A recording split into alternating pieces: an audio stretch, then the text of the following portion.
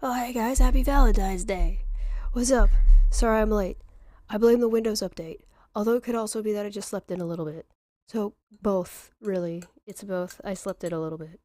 Um, welcome back. Welcome back to, TSS, also, which is the Tuesday show, also, which is the shit show. So, yeah, welcome back to the shit show. I got some really dumb things to talk about today. I'm sitting a little bit low in my chair. I think it's just because I'm small. Alright. I'm here. I'm Egum. I'm back. My blobfish has rolled over. I don't know what his problem is. Do we have audio? Can you guys hear me all right? Yeah, I still sound kind of like garbage. Still sound a little bit like Garbo. We're just gonna give it a minute to let the notifications go out and stuff and yada yada yada. Definitely getting better. Definitely getting better. Not there yet. I'm also, I put some gel in my hair, but it hasn't really set quite yet, so it looks kind of gross. But that's alright. That's okay. That's okay. Everything around me is absolute chaos. My desk is chaos. At least my kitchen isn't the most chaos. I cleaned some of that yesterday. I don't sound ASMR whispery, yeah.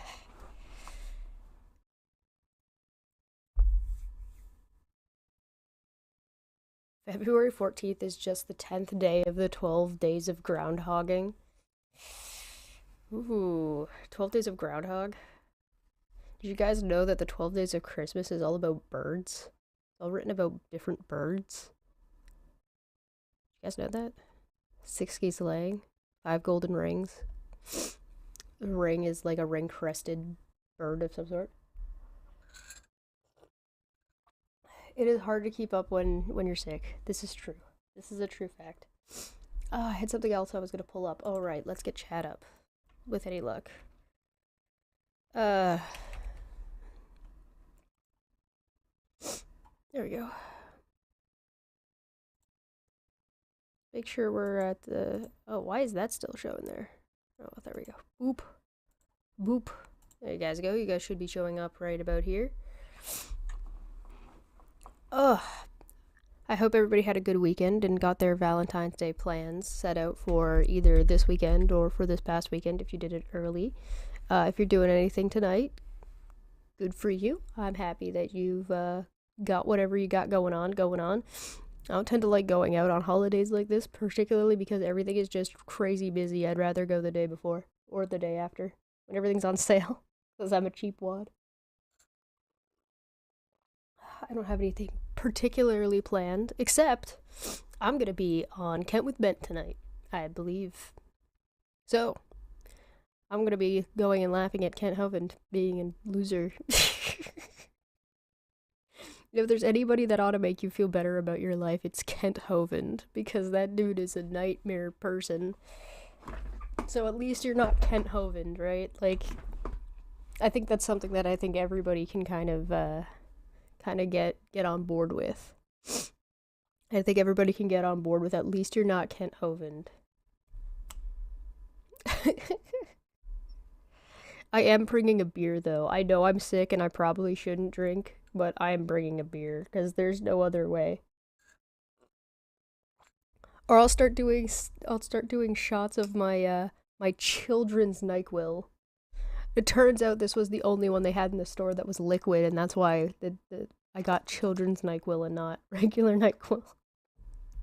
I guess they don't make adult NyQuil in liquid form anymore, or there's just none available right now because there's shortages of everything all over the place. Either way, I'm a small person. It worked out. There's a lot of people I'm glad that I'm not, and Kent is one of them, right? Like, if there was ever somebody you would never want to trade places with, it's Kent fucking Hovind. Ugh. Ugh.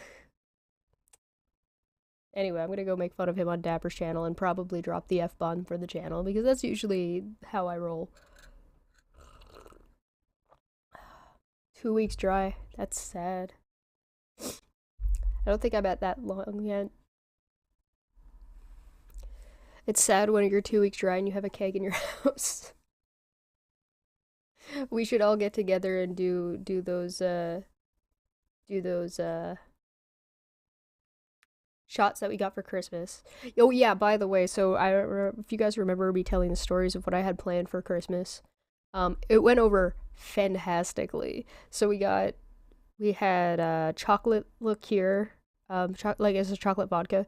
We got a bottle of butterscotch schnapps and a bottle of peppermint schnapps, and we were making like chocolate peppermint or chocolate butterscotch shots. Um, and we had hot chocolate to go with it. So we had dark hot chocolate and we had a creamy hot chocolate. Sadly, I could not find like proper big tubs. I could only find little packets, so I just got a bunch of little packets. And then everybody got their reindeer. So it was a lot of fun. I thought the shots were good. My sister was like, "Why would you do this?" And we left the Island of Misfit Toys elephant under the Christmas tree for somebody to open up because nobody knew what the present was. I specifically wrapped it in different paper. Anyway, it was a lot of fun. I thought it was festive. I thought we ended up with some good old bottles of booze for later drinking times as well.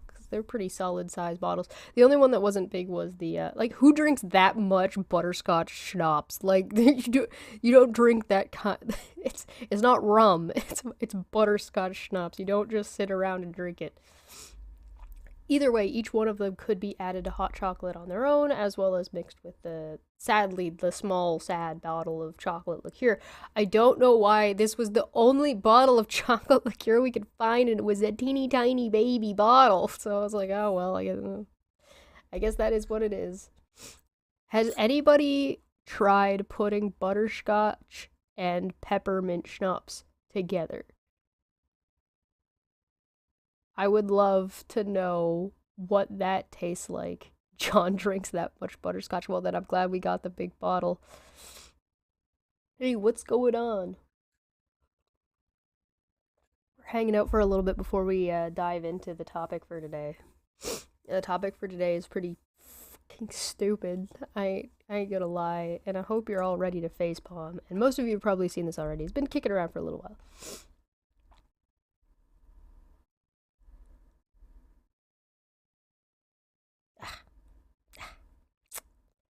Anyway, I hope everybody had a good weekend. And happy Valentine's Day. I can't help you with Valentine's Day plans. You can come and hang out with me and Dapper and Bent if you'd like. I'm sure we'll be having a grand old time. Butterscotch and peach is interesting. Ooh. Peppermint and brown buttered and cookie before. It might be good. It might be good if you get the ratio right. You probably need like mostly butterscotch and only like a little bit of peppermint, but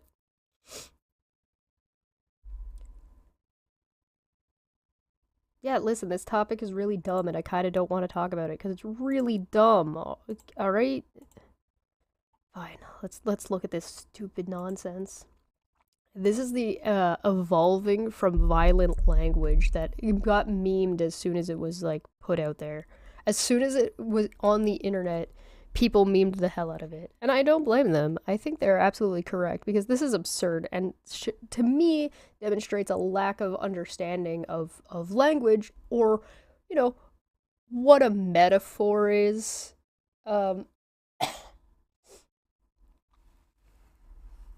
Happy chocolate will be half price tomorrow day. Yes. Yeah, Letty knows. Letty knows. Same page. Okay, Evolving from Violent Language by Anna Taylor. Now, I went the extra step and I went and looked up who Anna Taylor is. So we're going to talk about that a little bit. But let's look at the list first because it's this is why we can't have nice things. This is why we can't have nice things. So, the side that's red is this is violent language. The side that's green is non-violent language, and just say words like this instead. Instead of saying we're going to pull the trigger, say we're going to launch. Instead of saying I'll take a stab at it, say I'll take the first pass at it. Did we jump the gun? Did we start too soon? You notice how all this language just immediately starts falling flat and loses all of its impact. There's this weird idea that kind of floats around that if you police certain language, you'll be able to curtail actual violence. And this is not the case. This is the same kind of argument you see around like whether or not it's okay to make a rape joke. The line of demarcation is an actual rape taking place. Right? So the line here is we're going to pull the trigger between that being non-violent versus violent is pulling an actual trigger.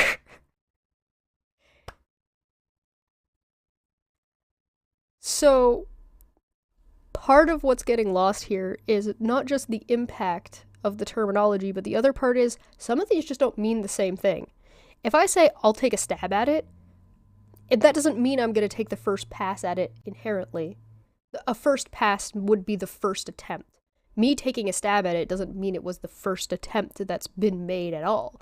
I could take a stab at the hula hoop record and definitely not make it, but that doesn't mean it was the first pass or the first attempt, right?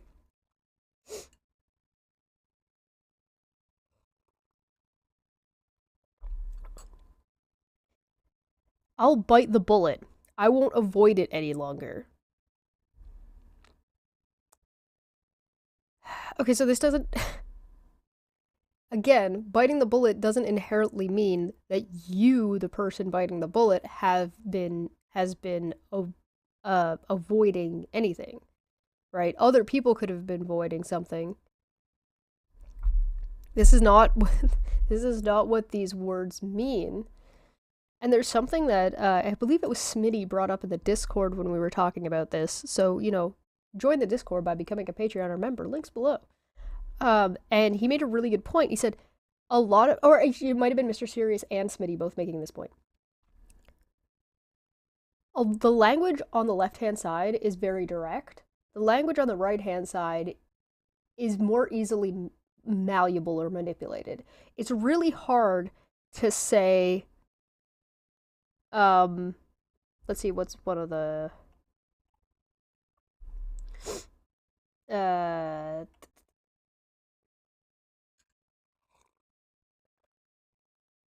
we had a good example. Let me see if I can find it. Here we go. We have to pick our battles versus we have to choose our opportunities. All right. We have to pick our battles being violent language that you shouldn't use versus we have to choose our opportunities. It's a lot easier to make we have to choose our opportunities sound threatening when saying we have to pick our battles is not easy to turn that into something as that's a threat, right? Opportunities is like a very open-ended word. An opportunity could be a good opportunity, it could be a bad opportunity. If it's a good opportunity can be a plethora of things depending on what your goal is. I'm not a serial killer, but I'll take a stab at it. It was probably Mr. Serious then. Thank you, Smitty. The point is that you have a whole plethora of language here that's just being cut out because they're treating these words as if they're not polysemous, right?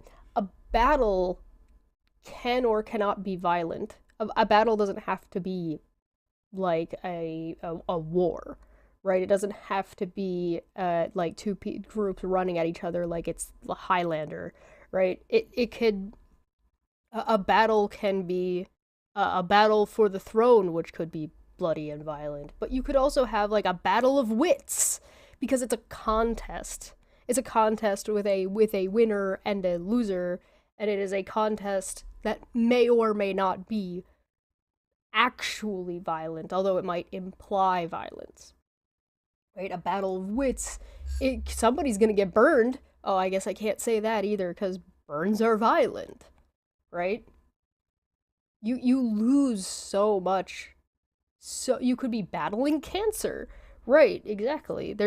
Words are polysemous, and just because there is a colorful interpretation of the way we use language doesn't make the language violent. I would personally, this is me, you guys can make this decision on your own and what you think is where you draw lines, right? And everybody's gonna have to draw their own lines, and that's totally fine. And then you draw lines in a society, and society will be like, okay, listen, this is bad for our society, we're not gonna say this. Or the connotations around this thing is not good for our society, so we're gonna put this word away for now. And so once upon a time, you would have things like curse words, or words that were actually believed to be cursing somebody. I don't know how many people believe in curses anymore, let alone curses that operate on the word fuck. I did like the South Park episode that was like, oh, if we say fuck too many times, a demon's gonna be released, because that was the joke of that episode. You can kind of pick and choose, right? And so if you want to take, excuse me, if you want to remove a lot of like aggressive language out of your day-to-day speak, that's great. That is fine. Totally do that. If you're in a workplace and you want to avoid specific terminology, okay, great. That's fine. But you don't want to lose being direct. It's meaningless if you're going to spend a whole lot of time curtailing around violence while there's actual violence outside. Pretending violence doesn't exist is not going to make violence go away. In a lot of cases, any kind of repression of things like that is only going to make things worse. Right? Oh, Alicia. Welcome back. Thanks for the renewal. I know you've been a member for a while. So let's take a look at a couple of more of these. That'll kill 2 birds with 1 stone. That'll feed 2 birds with 1 scone. These are completely opposite connotations. Killing 2 birds with 1 stone is removing 2 problems, or removing 2 things out of a situation. Whereas feeding 2 birds with 1 scone is providing assistance to the birds, whatever the birds are meant to represent in the sentence. So if you're trying to get rid of specific problems, have you seen Demolition Man? Right, exactly. Pretending the problem isn't there doesn't make it go away. Oh, is my sickness making it hard to understand what I'm saying?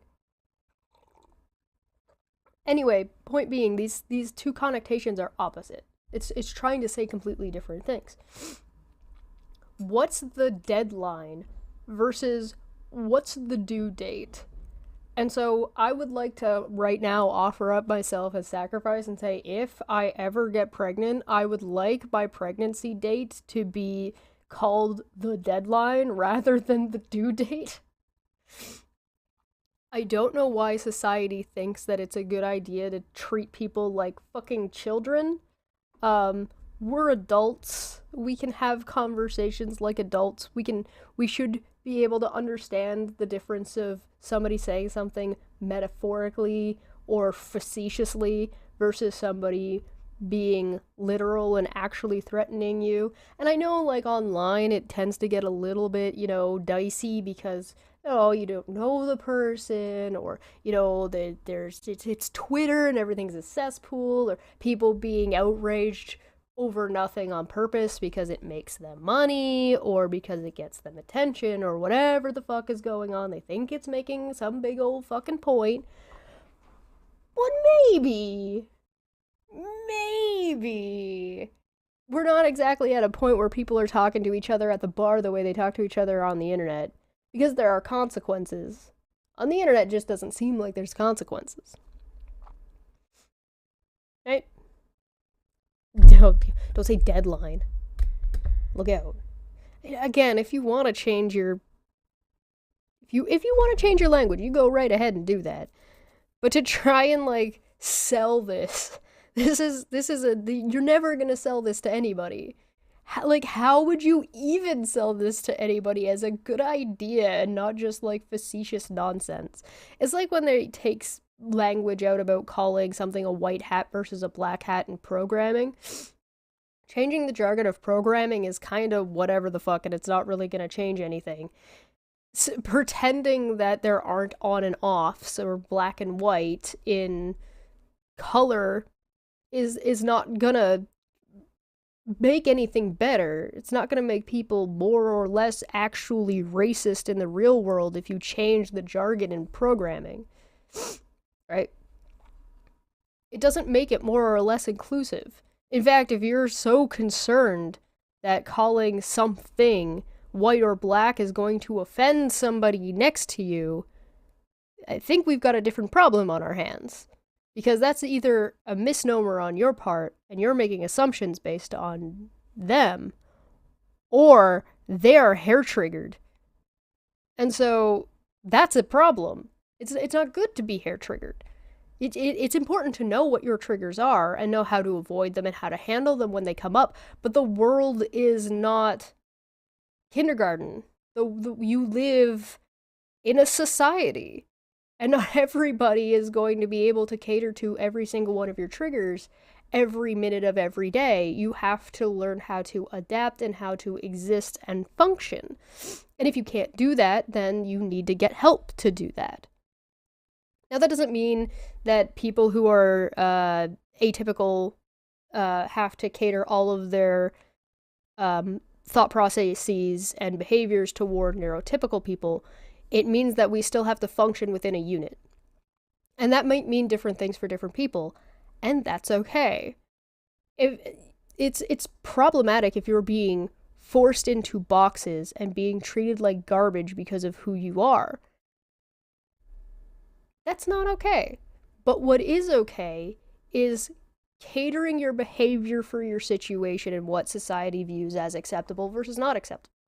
Right? As long as whatever the society is saying is acceptable or is not acceptable, is not like some kind of heinous crime or some kind of like a horrid, and like societies will think that, and so that's going to require change on society's part. You see things like that with segregation. But was this written by Drax taking everything literally? Right? Listen, life is complicated, and not everybody's going to cater to you. Does that mean you should be harassed in the street because of your gender, your identity, your sexuality, or the color of your skin, or your religious views? No. Of course, you shouldn't. This should not be the case. Does that mean it's never going to be the case? No. Probably will happen. It sucks, and it's good that society is moving in directions that will make that happen less. But there's also a degree of personal responsibility, right? Personal responsibilities, and there's a line there, right? And right now we're working on an extreme end where it's hard to see if you've been wronged, if there was any personal accountability for yourself, right? So like if something happens to you that it shouldn't happen to you, do you have any like if you were stolen from, like let's say somebody stole your identity, is there any personal reflection there? Is there any personal accountability? Well, it was your personal information, and yeah, you decided to post it on the internet. Does that mean what the person who stole your identity did was right? No. Should you be able to just post whatever you want on the internet? I guess. But it's on you to take care of yourself and keep your personal information safe. So there's a degree of personal responsibility there. Right? And pretending like bad things don't happen by trying to remove them from our language and just kind of shuffle everything under the rug is the opposite of dealing with the problem. And you can't deal with a problem until you can identify a problem. And to identify a problem, you have to have conversations about it with the people who are suffering from those problems.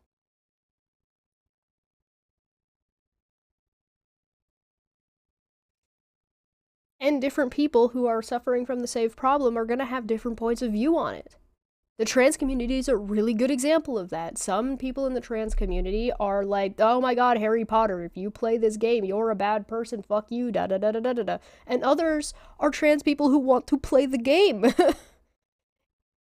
Different people have different sets of values and different things that they think are or are not effective when it comes to changing their situation, right?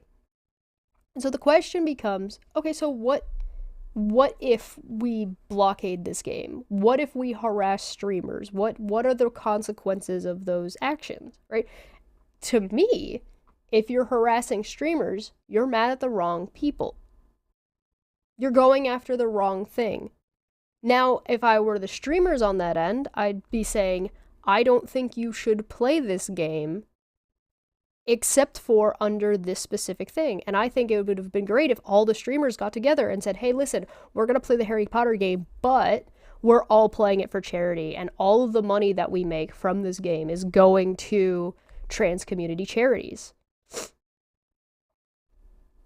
That would have been great.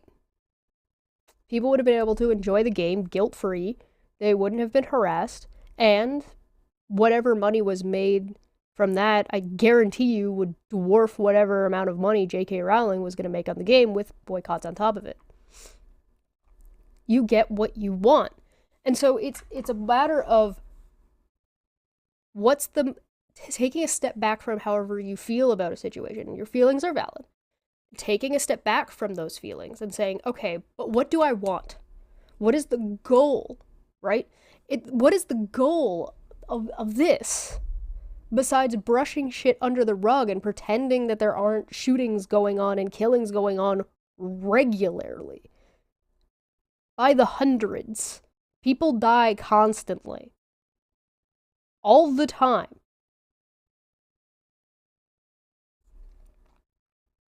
So we're just going to pretend death doesn't exist? We can't call it a deadline because people are upset that they're going to die? I hate to be the bearer of bad news. We're all going to die. Like, we're not making it out of here. Forever is if you're a romanticist, if it's Valentine's Day and I'm bringing you down and you're a romanticist, forever is now.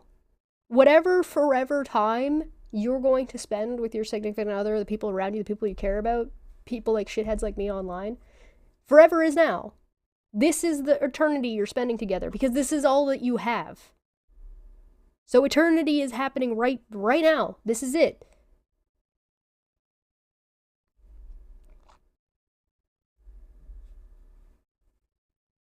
So, if we pretend like people just get along all the time and hold hands and sing fucking Kumbaya and we just wipe all that language off the face of the earth, does that mean people are going to stop killing each other? No. Are people going to stop throwing rocks at birds? No. People throw rocks at birds. Especially kids. Kids are assholes. Kids definitely throw things at animals. And kill bugs. And, like, beat up puppies. This is a thing that happens. Kids are douchebags. But how do we prevent things like that from happening? Pretending like it doesn't happen? Or teaching your kid to treat animals well? Having kids volunteering at like, humane societies and taking dogs for walks and, like, petting cats.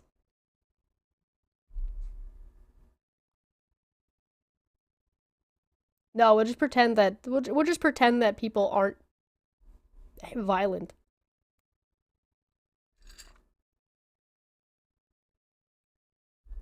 If all the bugs die, we're toasted. If any single one big chunk of like bugs are just off the planet, I'm pretty sure we're all dead. It's only a matter of time.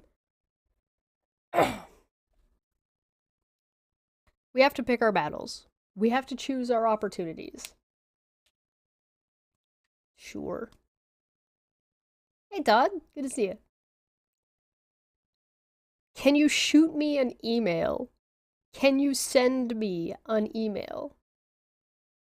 What if somebody says, oh, shoot, That's an implied miss.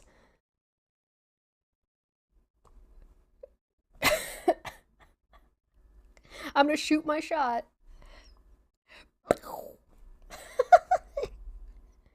Guys, we gotta pretend guns don't exist. That was overkill. That was a bit excessive. No, overkill is not a bit excessive. Overkill is a lot excessive. It's also underrated, by the way. Overkill is fantastic. If you can overkill something, you should probably do it every single time. Go big or go home. But that was a bit excessive. These imply two different things to me. Saying that was overkill is not inherently like, it doesn't sound to me like it could be, but is probably more like, wow. Whereas that was a bit excessive. It's more a bit like disappointment of like, did you really need to do that? I bombed the presentation. I didn't do my best. Okay. These are vastly different. I bombed something means like you destroyed it. You did real bad. You could have bombed as in you did good, but in this context, you did terribly. Like you just did absolute garbage. Trash. Like there is nothing that was valuable in what you presented. Where at least you don't feel that way. Whereas I didn't do my best. Bro.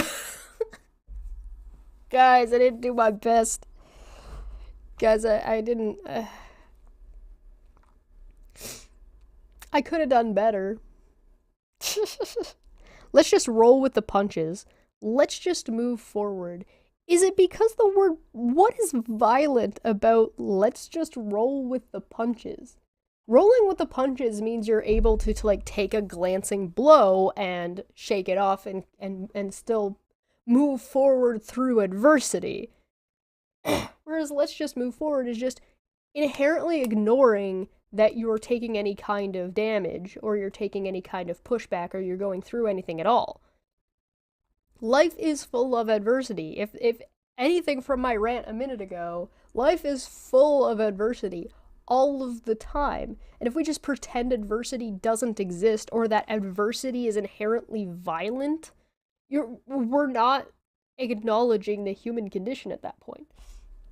Being human is to hurt each other. Being human is to try to exist as best as we can while everything around us is trying to kill us while we're dying. That we're also made up of like cultures. We're made up of, sorry, I don't mean cultures between people. I mean cultures within our own body.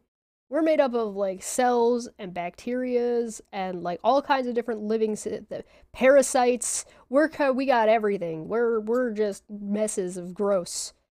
We're just walking bags of meat. Like we're not. We have to consume to survive. We're a predator. Like it or not. And we're an apex one. We might be a social predator, but we are, in fact, a predator.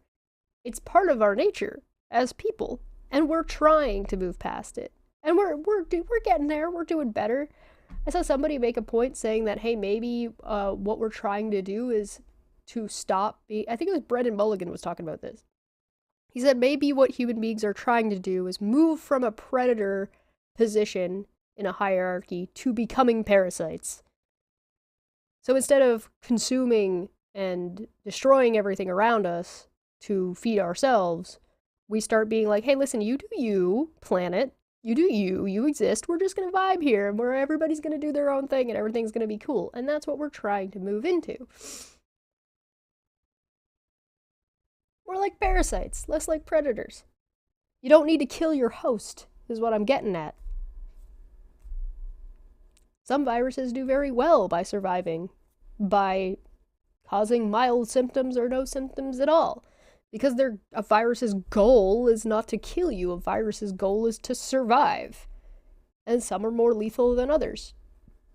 To people.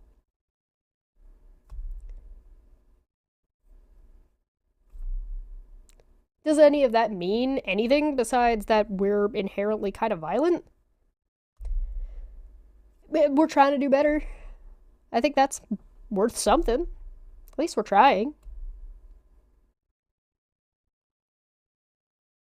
Anyway, roll with the punches is just trying to ignore adversity. Or at least it's trying to, let's just move forward, is just trying to dismiss and not acknowledge whatever struggle you're going through to complete whatever task you're trying to complete. We can soften the blow by. We can make it a little easier by. It's nice when you can soften blows, when you can, like, present somebody some criticism in a way that is going to be less aggressive, and that's fine. That doesn't necessarily make it easier. I'm going to take a shot in the dark. I'm going to take a guess.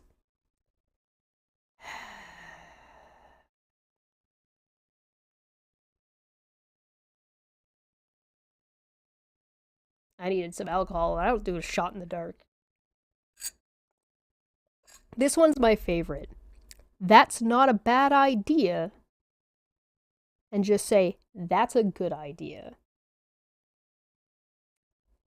What about saying, that's not a bad idea, is violent?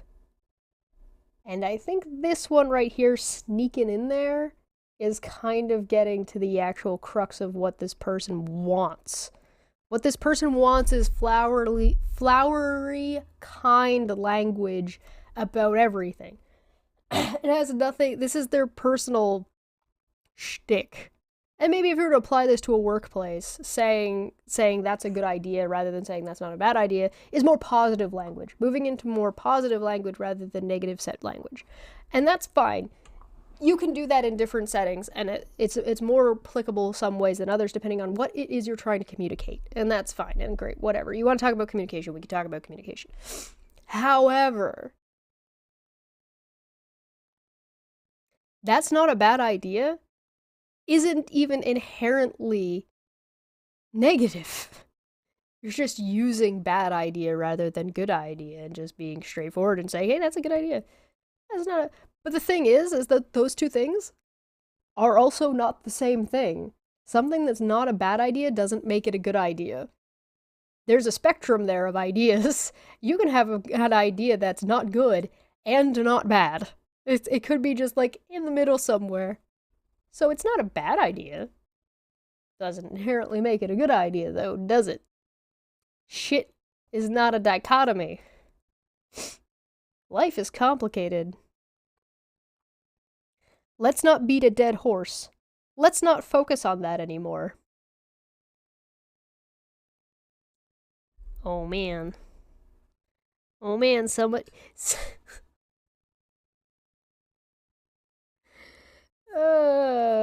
Sure.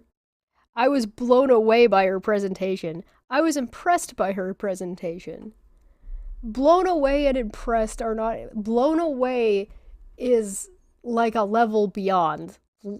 Impressed is like, oh, that was impressive. I was blown away is like, there was so much there that I was not expecting. It went above and beyond my expectations. Impressed is still within your parameters of what you were expecting. I was kicking around an idea. I was thinking through an idea. Kicking around tends to mean that it's either kicking around in your own brain, as in you're ping-ponging it. You're not just thinking about it. You're putting a little bit more effort than that. Or a different kind of effort. Or you're kicking around the ideas and you're talking to other people. Right? He's a straight shooter in meetings. He's pretty direct in meetings. Again, these are not the same thing. Being a straight shooter means they're not dicking around with you. You can be direct and still be dicking around with people. Very easily, in fact.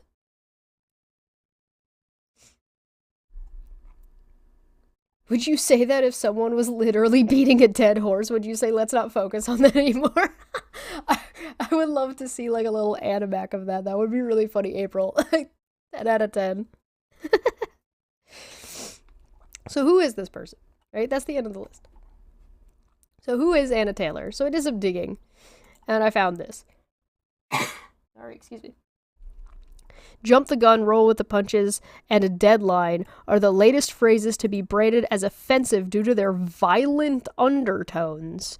As ultra-woke firm lists more positive and inclusive alternatives, including feed two birds with one stone. And now you kind of see where this is coming from. Did we jump the gun? Did we start too soon? This is still not positive, inherently positive language. What's inclusive about any of this? Is there anything on the right-hand side that you read that was more inclusive? There's nothing exclusive in saying we have to pick our battles. There's nothing exclusive about that. It doesn't leave anybody out, or like. That's what I'm looking for. Target anybody. Everybody goes through battles. Everybody goes through struggles. Welcome to life.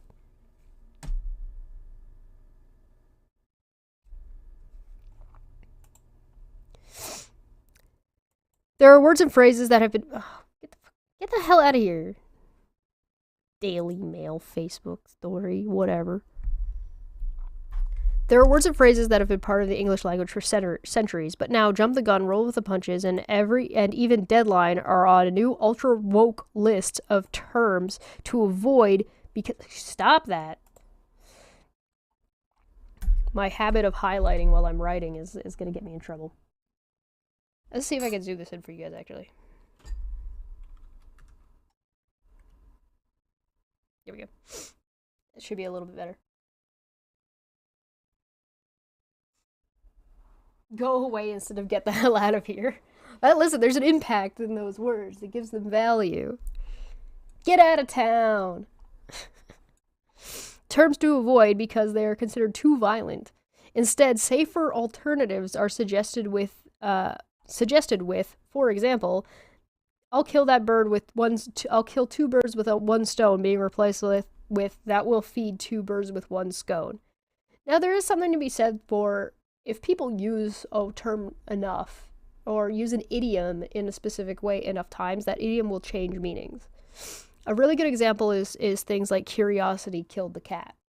That's only half of it, right? Same with the jack of all trades, master of none, right? It's missing the other half, right? There's lots of idioms that have lost half of what they had to say over time, and it's awfully convenient that there seems to be a similarity, at the very least, with what's been lost. The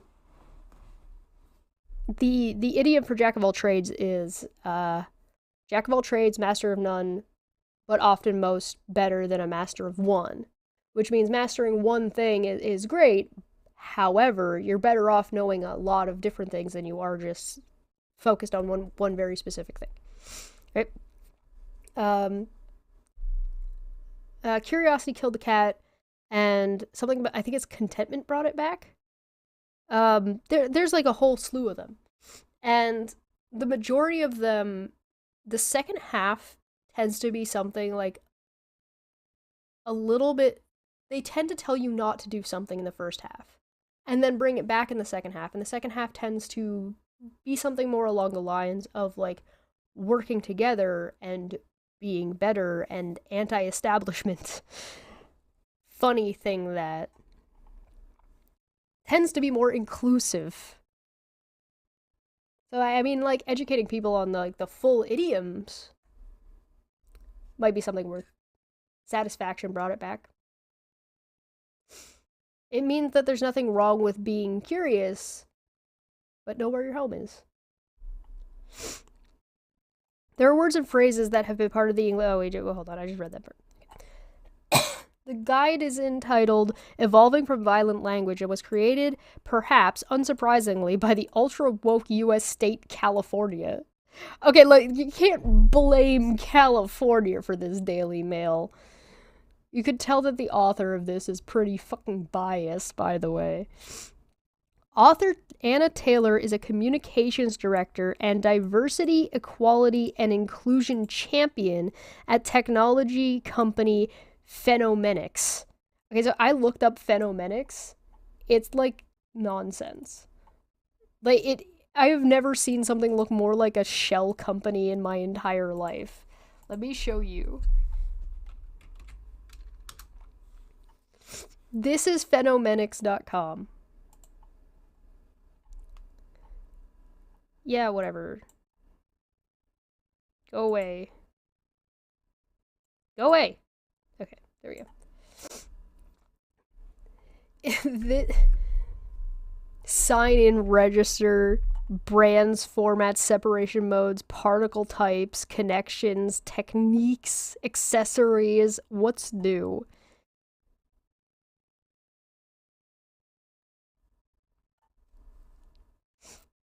You see what I'm getting at here?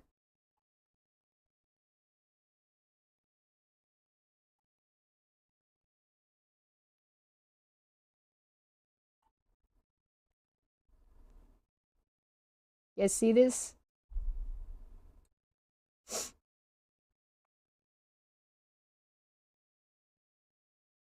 Yeah, let's check the FAQ. What capacity of vacuum pump should I use with an SPE vacuum manifold?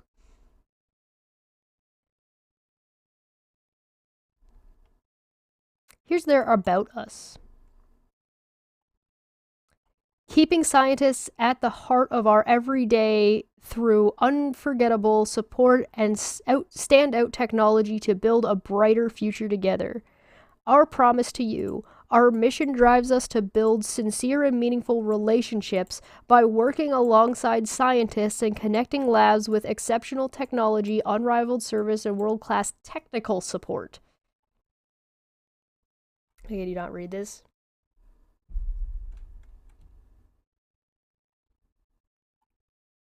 Oh, I can't close this. There we go.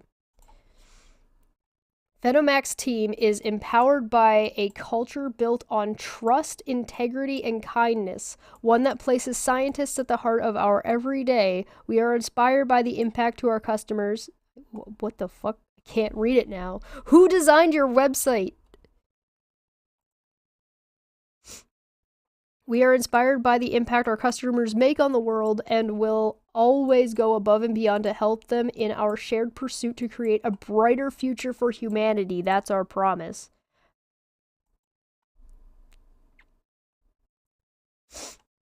Phenomax Technologies advance in the future of science analysis and investigation. I can't keep it zoomed in because it cuts off. This is the best I can do. We are industry experts in surface chemistry, polymer, and silica particle technology, process chemistry and equipment, column hardware, and novel packing methods. Phenomax advancements in the separation scientists is unparalleled. We are constantly working towards manufacturing innovative, award-winning technologies to help our customers succeed. Our liquid topography. No, there's no P there. Chromatography. There you go. Gas. Oh god. And sample preparation. I'm skipping it. I don't care. Preparation products have won numerous awards from organizations such as R&D 100, Laboratory Equipment Reader's Choice, Select Science, and PitCon. Okay, so this doesn't make it clear. This is not a social studies company. This is not a company that is going around and analyzing diversity and a diversity, equality, and inclusion champion is fucking meaningless. You're working for a company that has to do with chemistry and advancing technology in chemistry and how chemistry is done in the field, and you're trying to tell people what is inclusive language in such a niche field. Who the fuck are you? And what made you think this was a good idea? Chromatography, is that how it's spelled? I mean, said chromatography. If you want somebody to analyze language and talk about what language is, what type of language to use in what setting, you want you want somebody who studies social science. You want somebody who has gone out in the field. You want social workers. You want people who talk to people who are the people who are suffering in this day-to-day situation and talk to them about what language is problematic and in what ways.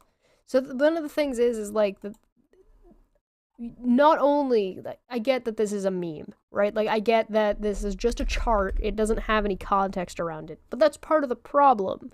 That's why it's a meme. There is no explanation as to why this language is violent, what you're using when you mean the word violent, like what terminology are you using, and it doesn't explain, like, fucking dick shit anything. Last night, Miss Taylor told the Mail on Sunday, quote, "The guide is for those who would like to replace mostly violently framed idioms with more positive and inclusive language." And again, when you say violent, positive, and inclusive, what are you talking about? There's nothing more or less inclusive about any of these idioms. All you're doing is attempting to remove the flower from language. You're trying to remove metaphors and make everything literal all the time, and that sucks. Nobody wants to. Me saying that sucks is a metaphor. It's not literal. Show me where this is inclusive, because this is absolute fucking nonsense. Here's the list. Pictured on the right are two columns, one on the left under the heading of instead of listing terms Miss Taylor deems unacceptable, with her alternatives in the right column under say this. The list has been shared on Twitter, where it received over 30 million views. Silicon Valley tech business advisor Jeremiah, I'm not even gonna try to say your name, endorsed it, writing, "I didn't even consider my language. I've used the phrases on the left too often."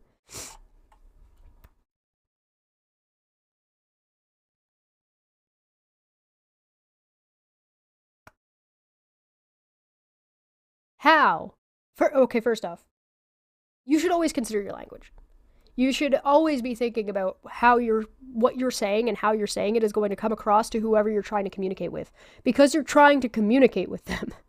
Not because you need to be concerned about whether or not they're going to be offended, but what you want is you want to do and say things that the other person is going to understand what you're trying to convey to them. As much as we're a social society, we're individuals within a social society. I can't beam from you what is in my brain and the way my brain works into your brain. So I have to do it via communication, whether that be verbal or non-verbal, whether it be in writing or whether it be in spoken speak orally. And all that's going to matter. The way you part your hair, the way you present yourself, whether or not you use your hands to talk and how you use your hands to talk, how you sit, right? All of these things, whether you make eye contact, all of these things affect how you are understood when you speak. Your tone matters.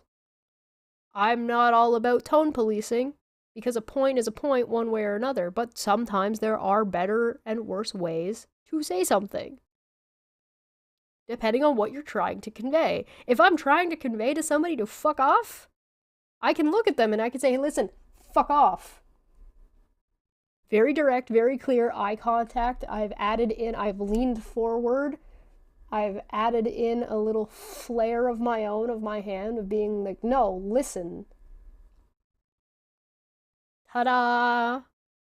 Whereas if I just say, "Fuck off," it doesn't mean the same thing. My tone changed. I kind of leaned to the side. I was like, yeah, whatever. These mean different things. I've said the exact same words. I've used the phrases on the left far too often. A woman who works in advertising and marketing added, where's the social worker? Where's the person who studies communications? Thoughts on this? Because that would probably be the person we would want to talk to about it, because that would be the expert.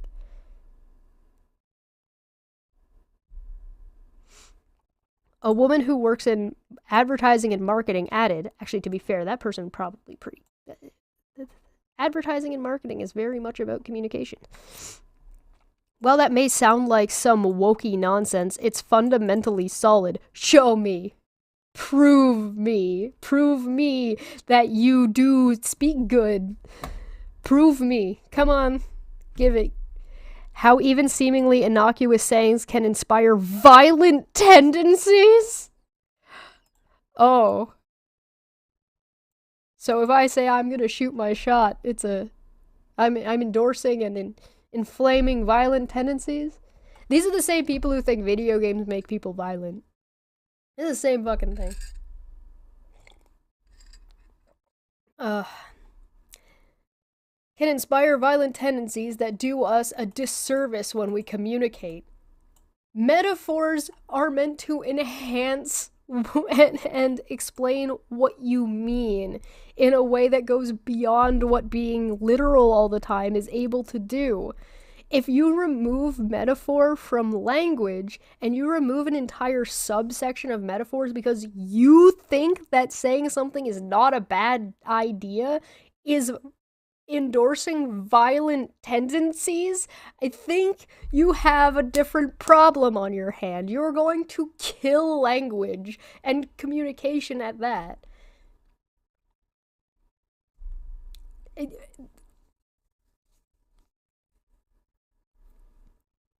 The more I read, the worse it gets. Is disservice negative? Is that too negative? Can we not have any negative language? Then how do we talk about something that's not good? We have negative experiences. If we remove the capability of explaining that negative experience to people, what are we doing? Another user posted, I've tried to be more conscious of my language, but I've missed many of these. Because they're not anything worth missing. You're not missing anything. Again, it's valuable to care about the language you're using and be cognizant of the words you're choosing. But the reasoning that you should be using, like your reason for catering your language should be because it's beneficial to communicate, not because you're concerned you're going to offend somebody.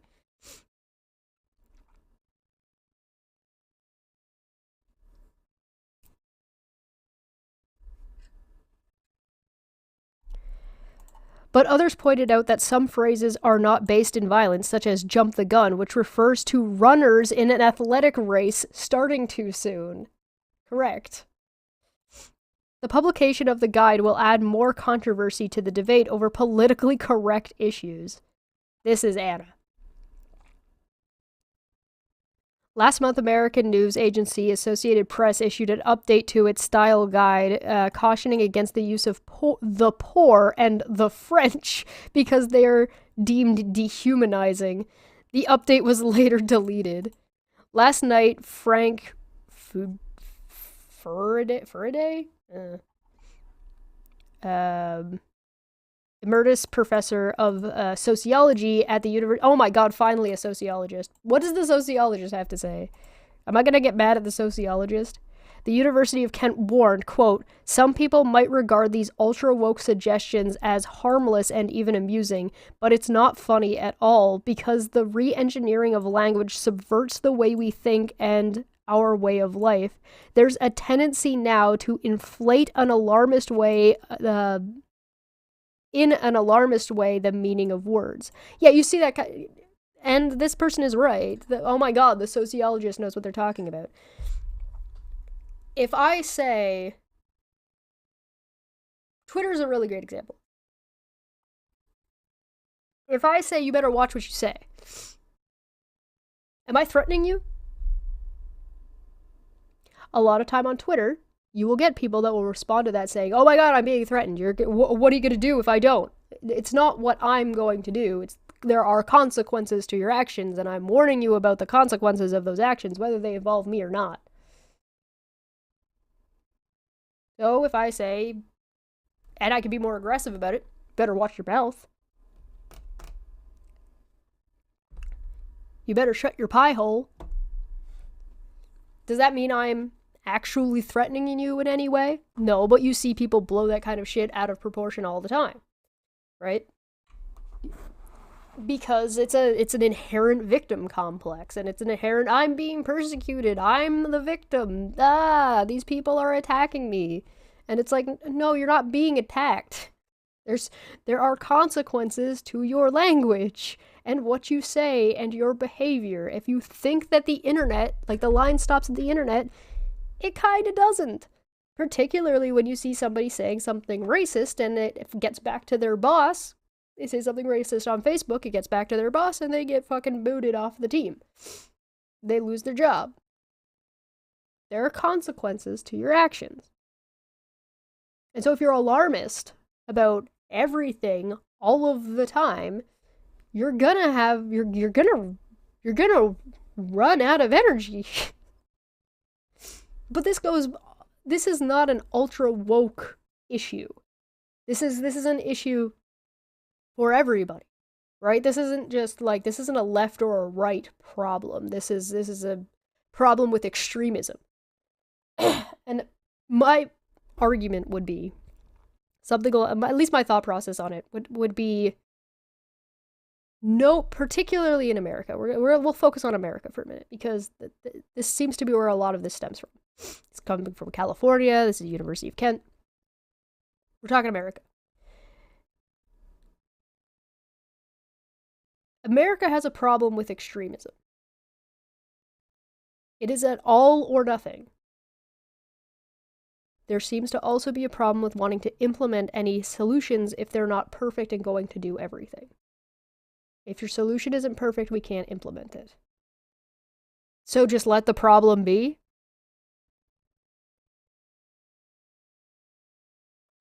When it comes to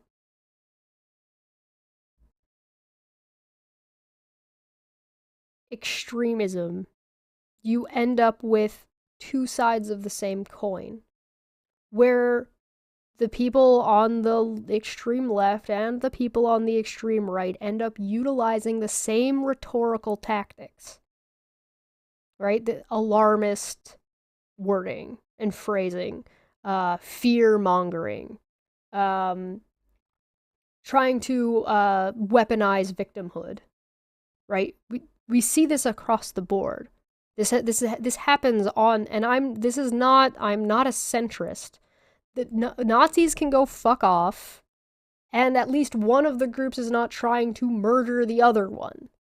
However, responding with extremism to extremists is only conflating the problem.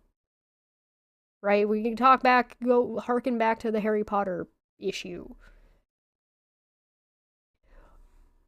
One person is dominating so much of the trans community's time and energy. One person. What's your goal? Is your goal safety for trans people?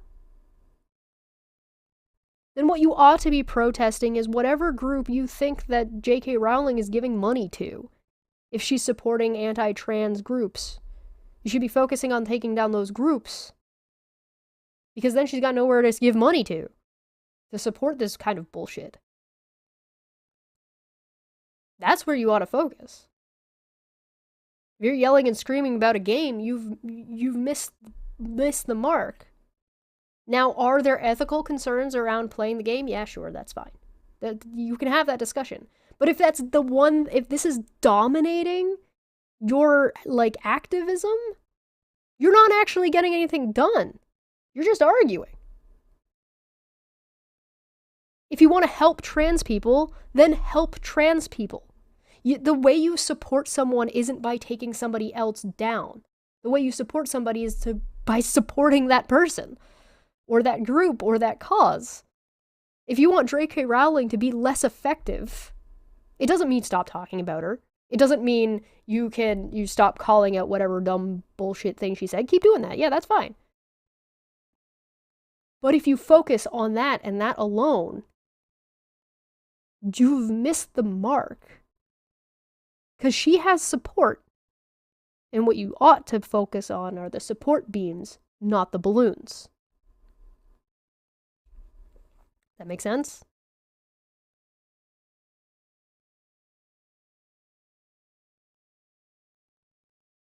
Extremism doesn't help anybody. At all. You're never going to solve any problems. It's just two groups shit-flinging at each other that end up with individuals on both sides taking advantage and making as much money as possible and nothing ever getting done.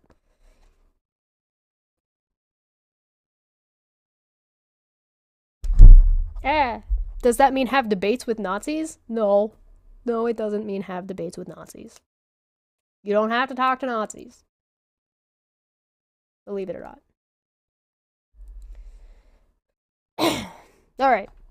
What's the last of this say? Okay, yeah, we're right at the end. They're attributing to these phrases the worst possible motives rather than taking a step back and seeing these expressions have got nothing to do with violent intent. A professor who has already been critical of woke campaigners limiting free speech added, okay, so I wouldn't call this limiting free speech in this case. This is a suggestion, not a rule. It's a bad suggestion, and it has been accurately mocked. And it's coming from this group. Somebody who works at this group with some kind of credentials.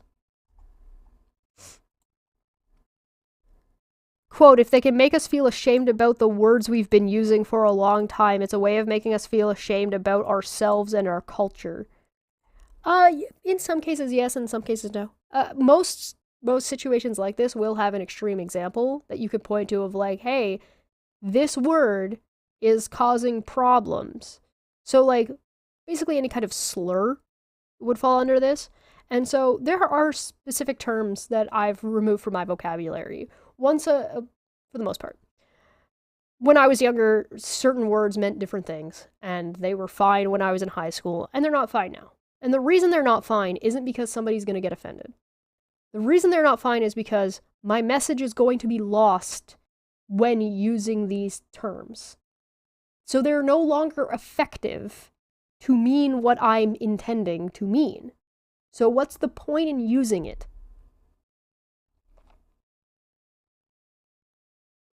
It's not useful for that anymore.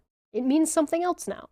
And words are polysemous. So maybe if I use this term, maybe yeah, I'll mean that, but now I'm going to have to backtrack and explain exactly what I mean. And if I'm going to have to do that anyway, with the addition of hostility that was not intended, I'm wasting my time. That's poor communication. What you want is you want to adapt your communication skills to know your audience, know who you're talking to, and know what you're trying to convey. Right, and the extremes know this.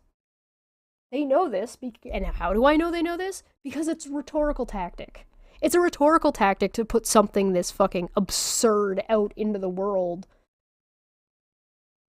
and make people fight. Nobody knew who the fuck this Anna Taylor lady was, and now she's a fucking meme. Her name's right fucking there.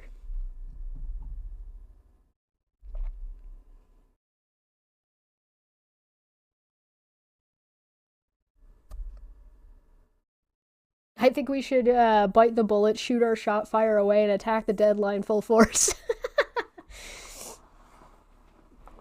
And there you go. There's a line of practicality that comes with language and communication, right? If I use a slur, then people are going to focus on the slur, and maybe that's what I'm intending, right? So if you see somebody on the extreme right say something, let's use J.K. Rowling as an example. Let's say J.K. Rowling says only women have periods. You're getting baited. You're getting baited. Because as soon as you answer, you're hooked and you've lost. Because Why the fuck does anything J.K. Rowling says matter? First off, because it's not what she says that matters. What she's doing with her money matters. Because if what she's doing with her money is giving it to anti-trans groups that are using that money to lobby for political change, now you've got something to work with. So what do you respond with when you say only women have periods? You either ignore her or you meme the shit out of it. You go, this dumbass. How could they think something so absolutely ridiculous? You don't talk to J.K. Rowling about it. She's using that to garner herself more notoriety and make more money and stir people up because that's how she makes her bread.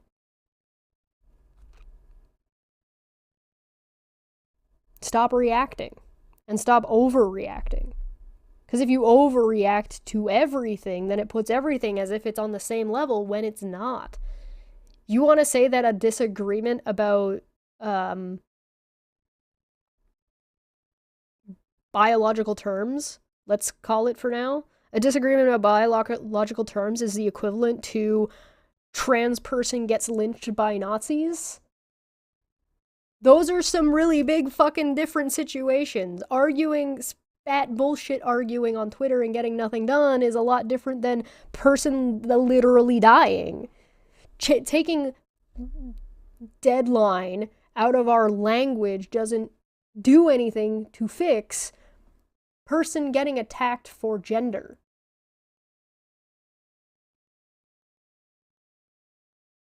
You want to fix person getting attacked by gender? You have to have these difficult conversations. You have to go after things that are groups and like either groups that are supporting this kind of behavior. Facebook is a good example. You can have a Facebook group about fucking anything. Why? And people will argue, oh, free speech. Oh, yeah. Is it now? Funny. Seem to recall that being a private company that can do things about what gets pushed one way or another. Jack makes a good point. LOL, women who can't have kids and does not bleed anymore is no longer a woman. Anybody who's experienced menopause. Right? Jack's got it. Jack's got it. Yeah, Lizzie, yeah, you can't say that. That's illegal now. Policing language is only appropriate when the language is harmful to society. This language is not harming anybody. This is a made-up boogeyman. This has nothing to do with free speech. Free speech is a guise. Free speech is a do not look behind the curtain. Where we're just actually trying to elicit you to be angry and frustrated. And that's part of this is what I was talking about when I was saying extremist language. They're inciting you to be upset so you feel like you've done something when you have done, in fact, nothing. It's one of the easiest things to do is to get somebody riled up and accomplish nothing. Because any change in the status quo is a problem for anybody who's making the coin off of it. You see it on YouTube all the time. Go look at some of the more popular, like, left and right YouTube channels. Just look at their titling and their thumbnails. It's on purpose. They're inciting you and making you feel something on purpose. And it's up to you to analyze why you feel that way. And whether or not they're just taking advantage of you from a rhetorical standpoint. It's like, you really think anybody gives two shits about the Little Mermaid being a black girl? You think anybody really fucking cares? No, they don't. Nobody actually cares about that. What they care about is a boogeyman that they've made up in their head about how they're being attacked. That's what they actually care about. And that's what people prey on. Because they can give them money, because it's like, oh man, this guy's speaking the truth. This guy really knows it. Or this girl, or this person really knows what they're talking. They really get me. I'm gonna support them and give them money so they can keep fighting that good fight. They ain't fighting shit. They're not fighting anything. There is no fight going on. What they're doing is they're shit flinging back and forth to make money off of you and your fight and what you think you're doing. They're not doing anything. Fight the good fight. Shitheads. See, now I'm the one fighting the good fight because I'm the one doing the big expose, so give me your money. The big expose of the left and the right extremism. It's not about left or right, by the way. It's about extremism. It doesn't have to be left or right. Left or right is not the relevant point. Extremist, no matter where it falls, is the point. The fringe, the fringe, the loud fringe fuckheads that don't help anybody. Third wave feminism has lost the plot. Is third wave feminism even real at this point? Equity and equality. If it's not about equity and equality, then it's not feminism.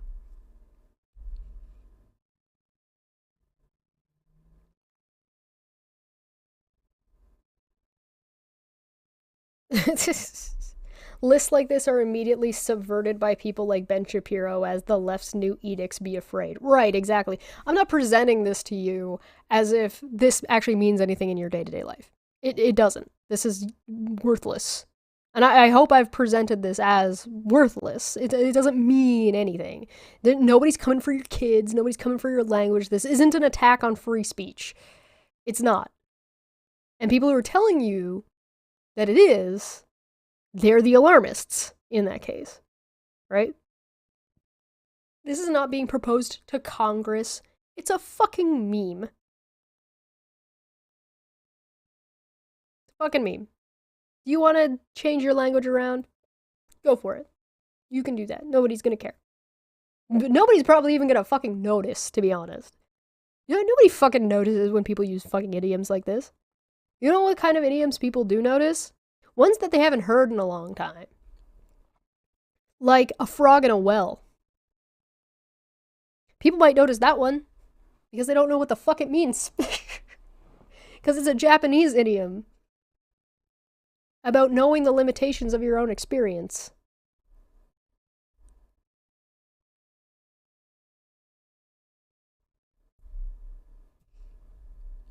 So, I don't know. Do whatever you want to do. Bury your head in the sand.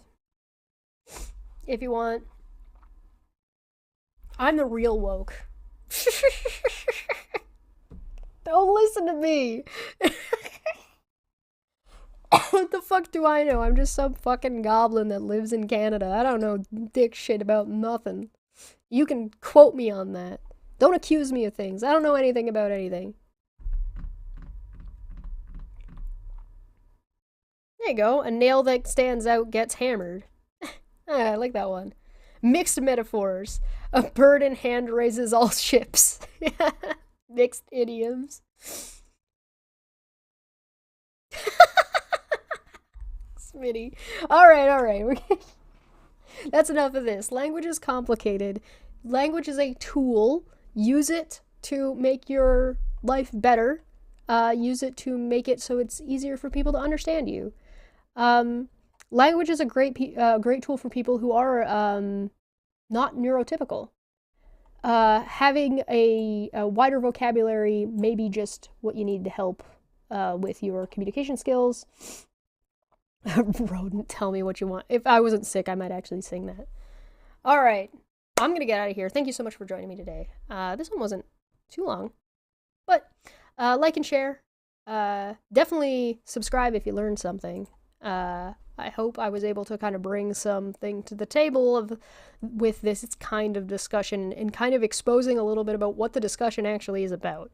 Because it seems to me there's a whole lot of people just pick fighting at each other on fucking Twitter or on social media, and they're missing the point, and they're not actually accomplishing anything. And I would much rather see people actually succeed and know what their goals are in the first place, because I've noticed that people don't seem to know what the fuck point is that what they're trying to accomplish in the first place. So I'm gonna get on out of here.